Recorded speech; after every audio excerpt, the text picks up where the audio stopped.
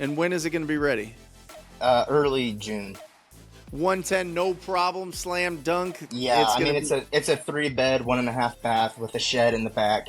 I'm even, just to save myself and sleep at night, like I'm saying 110, and I really think it's going to get more. It's going to be more. So you're talking anywhere from like a $40,000 to $60,000 profit. Correct. Yes.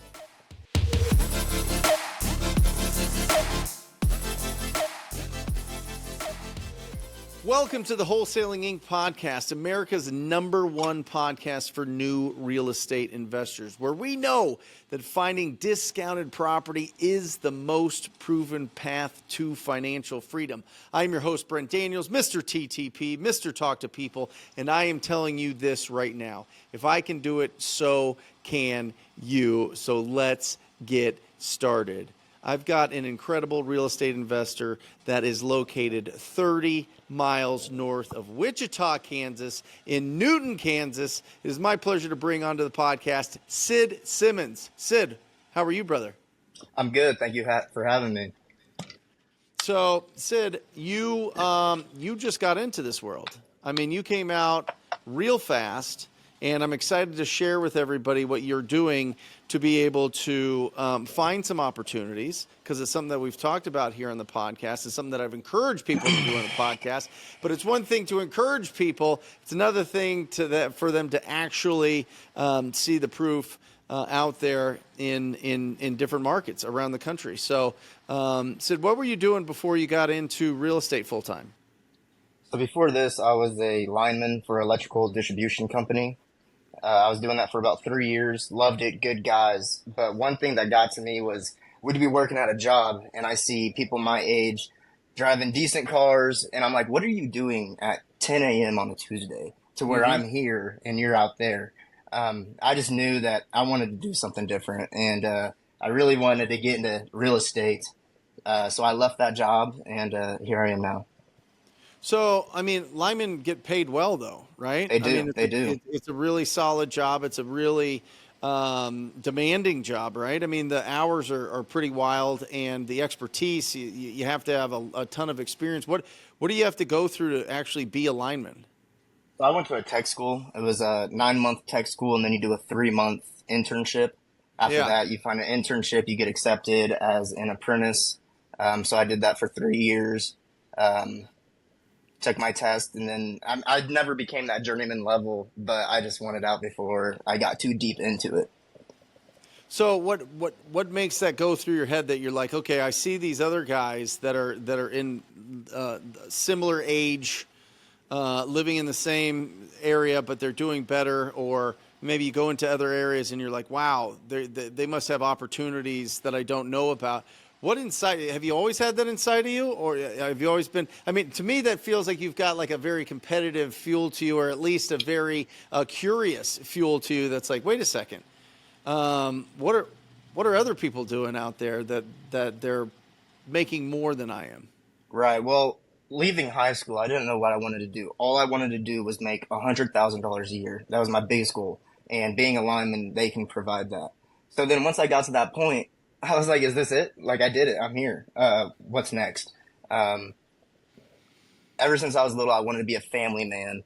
And you can do that being a lineman, but I wanted more time and freedom and to pick my schedule. So now I actually kind of work more than I did when I was a lineman, but I get to decide my hours. I get to pick and choose. So I might work Saturday and Sunday, but I'm going to take Monday off and go to the park. Whatever we want to do. And it bugged me really bad, clocking in, clocking out, not having freedom. And your partner, your significant other, your girlfriend, Yes. What does she think? She was so supportive. I mean, she was like, don't do this. You need to get out. Because, I mean, I come home, I can barely get to the gym. I'm so tired. We've been working out in the sun all day. And then I'm lazy all day. That's no fun. Nobody wants to be around that. And Right. She totally agreed. And she's why I am where I am of this new journey. And she pushes me a lot, and I love it. What's her name? Her name's Kira. Kira. Shout out to Kira. That's shout out to Kira. Awesome. Right. And you guys have a little baby. Yes, he's 8 months old, and then we have another boy on the way. Two boys back to back. Yeah, Wow. and like I said, that freedom and being able to pick my schedule. I mean, this is why. Now I know why I wanted that so bad. So let's talk about that. You said that you're working more now than you were when you were doing being a lineman. What does your schedule look like? What are you doing now that is taking up so much time?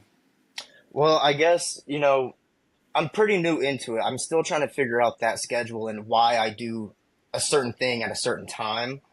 Still putting that together. I might be putting that together for another 10, 20 years. But Sure. I'm trying to get strict with it. But I mean, as soon as I wake up, get sweaty. And then I try to follow your program. I mean, as soon as you wake up, most important thing I believe is lead follow ups and making sure you're doing what you need to follow up on. And then after that, finding new leads. Awesome. And so what are you doing to find your leads? Well, I'm doing a lot of driving for dollars and also just getting my name out there however I can.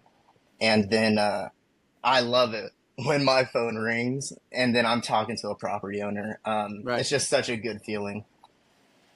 So are they calling you from marketing? Are they calling you from getting a referral? Are they calling you back because you called them and left a message? Like what? How do you get your phone to ring with property owners that are saying, "Hey, listen, let's talk about you buying my house"? Well, it's a lot of referrals, and I try to send out personal letters to people that might come across those opportunities, but then also just getting my name and number on social media. And then people are sliding up on Facebook, and they're like, hey, I've had this rental for 3 years, and no one's been in it for the last year because I started working on it. I can't finish. I'm too busy. Will you please come look at it?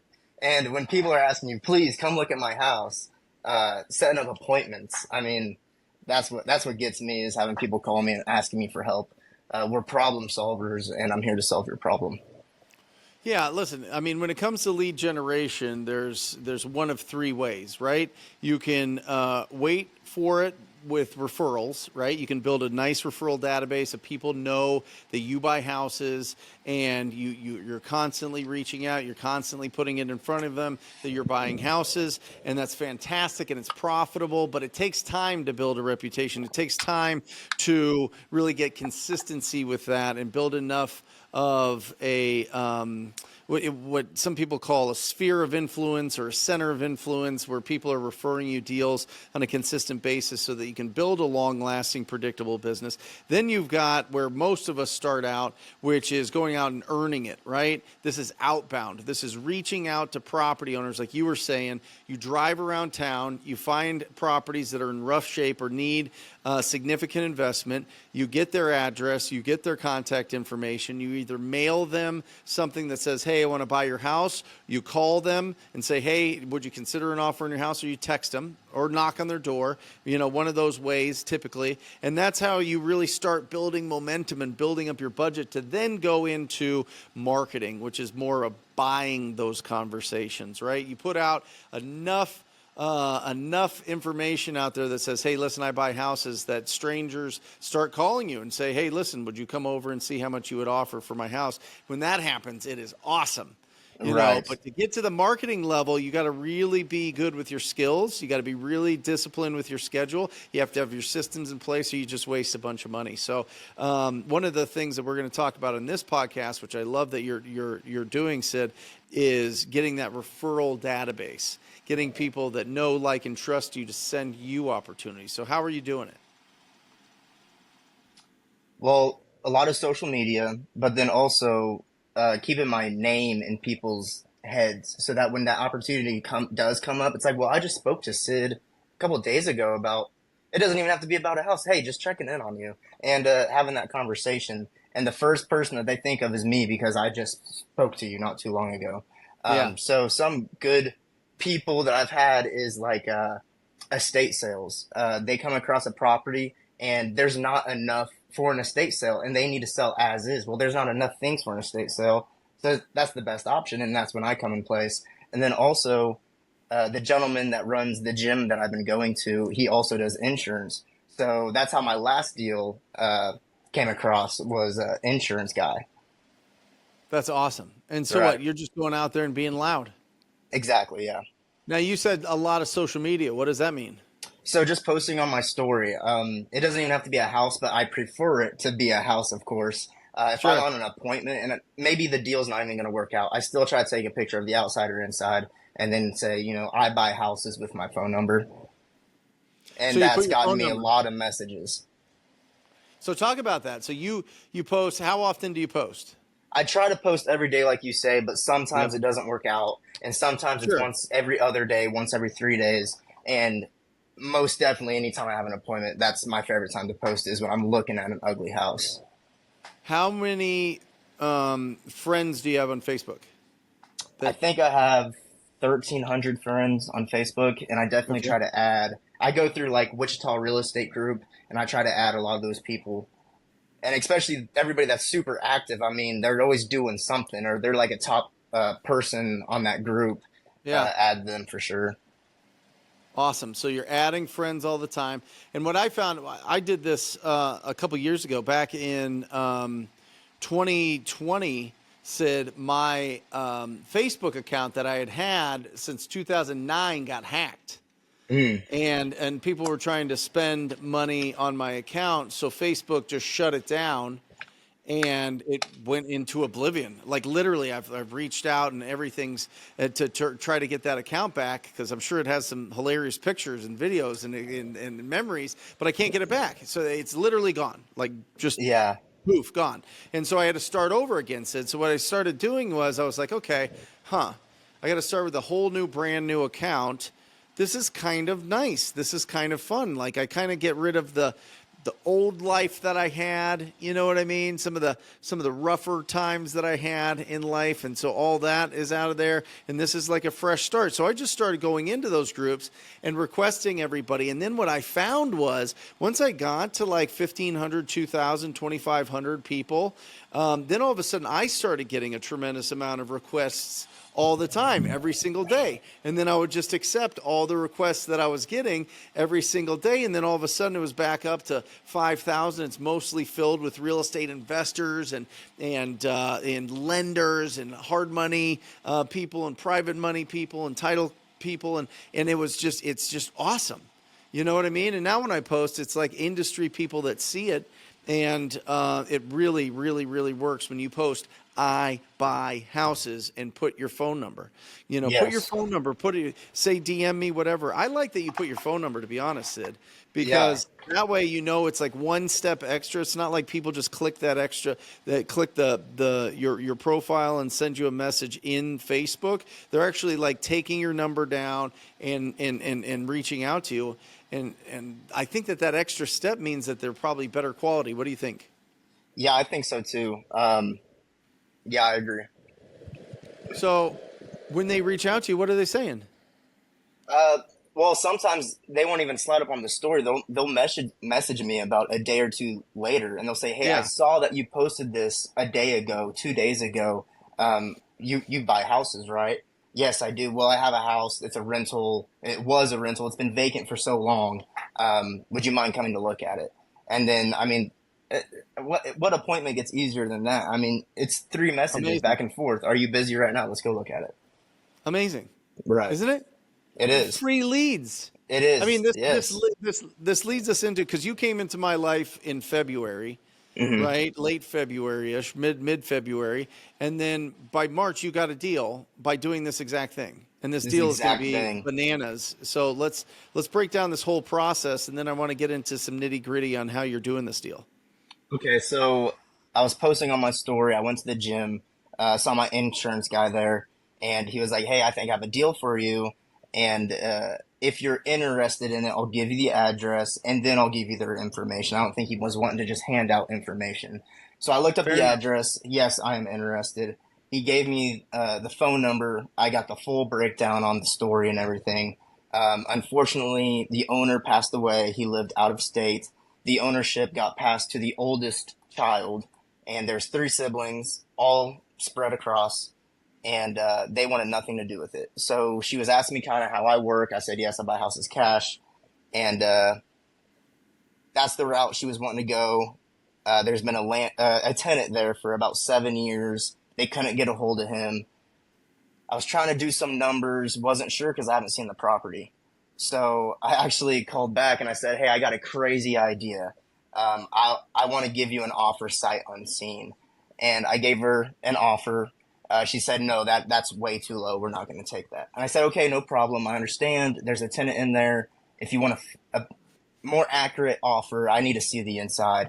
Um, 30 minutes later, she called me back and she said, "Hey, we don't want to deal with anything. Let's just go ahead and do it." So I've never used DocuSign before. Had to figure out how to do the DocuSign and send it over to her. We signed that day, closed as soon as we could, and I took possession.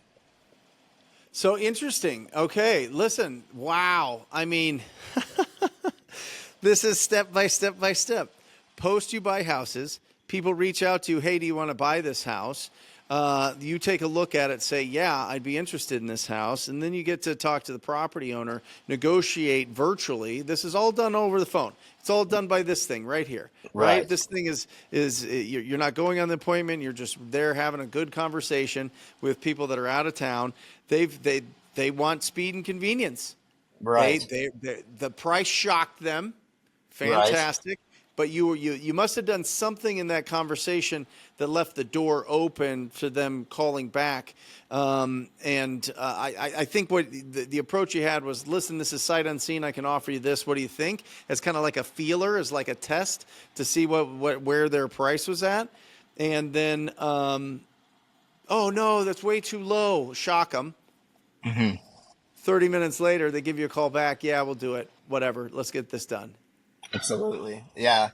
And when I was running my numbers, I was running, worst case scenario. There's tenants living in it, so I know it's in a living condition. Running my ARV a little bit lower than I should, and running my repair cost a little bit higher than I would think.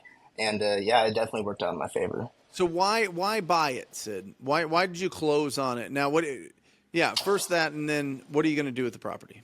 So the reason I actually closed on that property was because my most recent deal was a wholesale, and that's what gave me money to join mentorship. I was tired of YouTube University. It was way too much. And once I joined your group, I had a little bit of money set aside, and I was like, man, if I'm going to do this for a living and make this work, I really want to humble myself and know this process. So I wanted to close on it, and I wanted to flip it. Luckily, I have a very close friend who does remodeling, and he's doing most of the work. I kind of do what I can, but we go and do material runs together so I can understand the process. I actually had, the day I closed, I had cash buyers coming in to look at it, and they did give me an offer. I was going to get a $15,000 fee off of it, and knowing that, I still wanted to close on it and flip it, and that's what we're doing. So what'd you buy it for? I purchased it for $30,000. $30,000. And did you have all the $30,000? You just bought it with your own cash? Did you raise funds? Like how did you pay $30,000 for this? So I have a private lender who happens to be a family member, and they were willing to lend me the cash for that transaction. So how does that conversation go, Sid? This is your first deal. You're like, hey, do you come from wealth? Do you come from a family that has a bunch of money and they're just like, well, 30,000 is nothing? No, funny story. I grew up outside of city limits. We were pretty close to a highway. They needed a passing lane. So when I was a freshman in high school, they tore down our house and we had to build. We decided to build. Well, my mom and dad were not wealthy, but they're very financially smart. And so what it was a HELOC. Yeah. So I was able to go and use the HELOC and pay that 8% interest and then purchase the house cash. And did they already have the HELOC set up, just sitting there, or did you have to go through that whole process while you're in escrow? So my brother-in-law, he's a lineman as well, and he's very interested in real estate. So he was actually the first person to use the HELOC and get a deal. And he actually did a flip a year and a half ago, and he was the one that did it. So then once he did it, I was like, hey, I'm the one that mentioned real estate to you, and he was the one that set up the HELOC, and it was ready to rock and roll, and we already had it all set up. Amazing. That's awesome. So then you bought it with that, and that gives you enough to put in the repairs as well? Correct, yes. So And how? Yeah, go ahead. we'll be all in at 50,000. So you're putting 20,000 into the house. What did it need?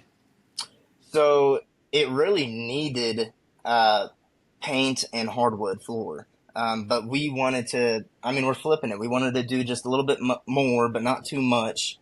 So we're doing fans. We did got rid of the popcorn ceiling, new trim, doors, flooring, kitchen, bathroom.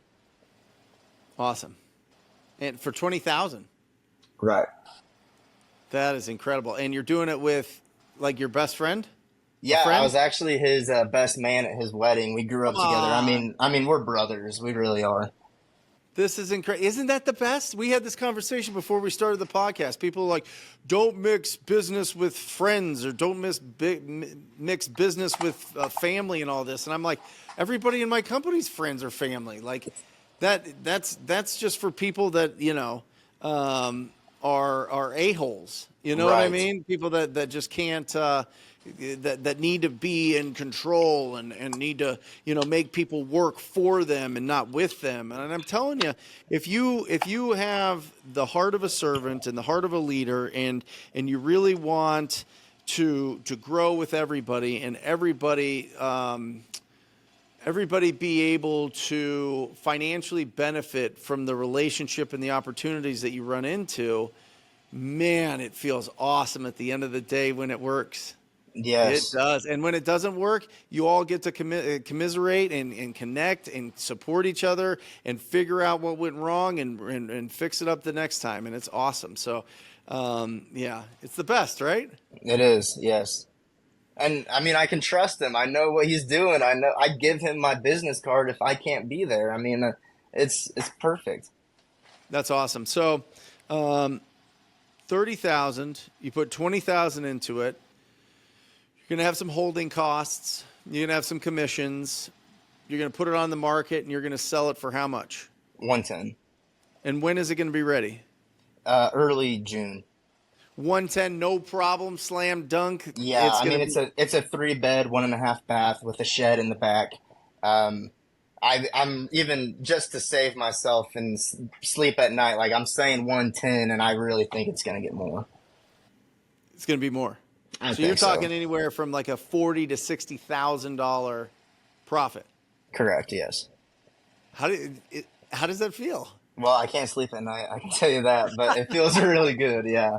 Um, yeah, it just feels really good. I'm very excited. Now, how do you? This is the issue that I see that people run into when they're doing their first project, and it's a flip, and they're learning a lot. Oftentimes, when that happens, you don't continue to do lead generation because lead generation is in the toughest part, right? It's the part that's probably the most challenging, the most mentally taxing part is to just reach out consistently and speak with strangers about their property and deal with rejection and deal with people that say that they would consider an offer, and then you go negotiate, but they take a different offer, and you're kind of crestfallen after that. So, I mean, what are you doing to stay focused on continuing to find more deals while you're doing this deal? Yeah, I definitely felt that. You know, when I'm out here working on the house, doing what I can, in my head, I'm like, I'm not doing what I should be doing. I should be cold calling, mailing something. And then that's when posting on social media comes in play because I'm out here working on this house, Yep. and my estate sales lady calls me and she said, "Hey, would you be interested in another house?" And I was like, "Yes, I would," because I haven't been generating leads. And then all of a sudden, I get a phone call, and we had an appointment on Saturday, and I just got off the phone with them before this, and we're meeting to sign the contract. I Here love in it. a week, 2 weeks, we got it written down on the calendar. So that's when that comes into play because I did feel guilty. I'm not doing what I should be. I'm working on this house. Sure. Yeah, because the conversations that you have today, the posts that you put to your social media today. And by the way, guys, if this is the first time that you're hearing it and you're just watching this for the first time on YouTube or you're listening to it, on the podcast for the first time and you're not familiar, I suggest that you go in to Facebook. You, in the groups section, put in wherever you're doing business, Wichita, Kansas, real estate. You go into all those groups, friend request everybody, as many people as possible, get as many friends in there as possible that are in real estate, and then post every single day a picture or video, doesn't matter, into your stories, not on your wall, not on your page, but your actual stories that disappear every day. I buy houses. Put your phone number and watch what happens. That's all we're talking about here, and it's so absolutely critically important to start building up that referral database. Because imagine this, Sid. Imagine 5 years from now, you have 100 people know, like, trust you, that have sent you deals. You've treated people respectfully. You've made it the easiest possible transaction that they can have in real estate. Imagine 100 of those people sending you one deal a year. You don't have to market. You don't have to make a cold call ever in your life again. You don't have to knock doors. You don't have to send mail. You don't have to do billboards or TV. You've got 100 people that are going to send you one deal a year. And oh, by the way, the average deal size in your area, you just mentioned it, $15,000. That's $1.5 million with no spend once you build up a referral database. That's what's exciting. Yes, That's why, absolutely. and it's shocking, Sid. I tell this to everybody in the Rhino tribe, everybody. And I think it's 50-50. I think 50% are doing it, which is awesome, which is great, and it's going to be huge. And the more that they hear stories like this, people are going to be encouraged to do it. So, but I just don't understand why everybody that is that is an inspired and working to be full-time real estate entrepreneur doesn't post every day that they buy houses. Right. I think it's probably like imposter syndrome or something. Which, Yeah, if you have that, what are you going to do with people that you reach out to? What are you going to do when you send out marketing and they call you? Like, have some confidence. Be around people doing this business, and you're going to get confidence, and you're going to win. So, yes. Sid, how can people get a hold of you, brother? So I'm on Facebook, Sydney Simmons, Instagram, Sid Simmons, and then I'm definitely a phone call guy. 316-393-1157. I'm going to start expanding to Wichita anytime soon, but right now Newton's been keeping me pretty busy. Awesome. I'm very excited to get in Wichita, and I already have some contacts, and I'm ready to rock and roll with Wichita. What's that number again? 316-393-1157. Awesome. Sid, absolutely incredible. What's your son's name? Tatum. What's the soon to be born's name? Jackson. Awesome. Tate and Jack. Awesome. Listen, your goal was to be a family man. Your goal was to make 100,000 or more. Your goal, I mean, you're going to blow past that. You've got this kid thing figured out. Yeah. And you got some exciting news that I'm sure you'll share later. That's coming in a week or two. So yeah, I'm just next so happy week. for you. I'm so happy for you. You've got the world by its tail, man. Just keep going. Yes, thank you. Awesome. Sid, thanks for being on here. Guys, listen, when you are considering how to go and find the best discounted property, how to find the best deals, it really matters. 4 factors really determine, and it really matters that you understand this. Is your market big or small?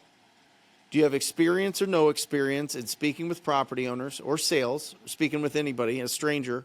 Do you have a budget, and what does your schedule look like? Those 4 things really determine how fast you can get to the success that you're looking for, and that's exactly what we do on our calls, our blueprint calls in the Rhino Tribe. Go to wholesalinginc.com, apply for the tribe, have a conversation with us. We'll put together a blueprint for you so that you can go out and take massive, imperfect action and go out there and find some incredible deals. And that's it. Thank you for joining us. Wholesalinginc.com. I am Brent Daniels, encouraging you, as always, to go and talk to people. Love you guys. See you next time.